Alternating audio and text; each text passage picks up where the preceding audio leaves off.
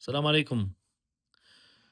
شهر رمضان شهر عظيم خصنا الله فيه كمسلمين وأتباع الرسالة المحمدية.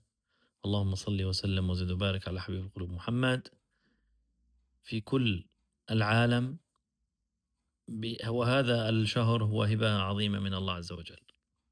فما أجمل أنه الإنسان يصوم، ينقطع عن الأكل والشرب، ولكن أجمل من ذلك كمان مع انقطاعه عن الأكل والشرب هو الالتزام بحدود الله عز وجل، والنظر في حكمة هذا الصوم. فمن أعطاه الله المال أن يتصدق إن شاء الله بما يستطيع على الفقراء، عسى ولعل الله عز وجل أن يفرج علينا. وكما حكينا من التجار أنه قدر المستطاع يخافوا الله بهالناس المعثرة الدرويشة. فسبحان الله العظيم، ما بدناش إنه إحنا يبدأ رمضان وينتهي رمضان وما يتغير فينا شيء.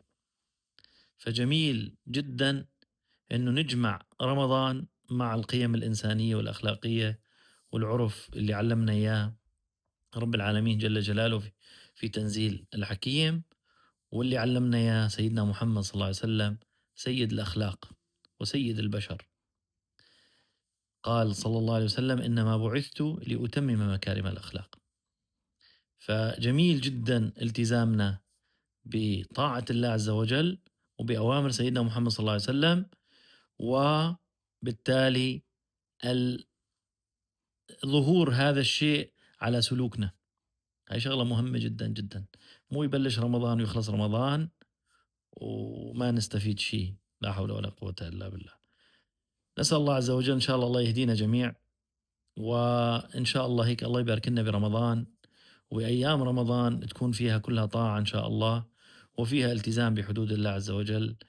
يعني بتكون نور على نور إذا صمنا سبحان الله العظيم والتزمنا ببر الوالدين، بعدم غش الناس، بالصدق مع الناس، بالتزامنا بأمانتنا، بعملنا، إتقان عملنا، إتمام عملنا بما يجب، آه، كل شيء، محاربة فساد، كل شيء يدل على الخير، لأنه رمضان خير كله سبحان الله.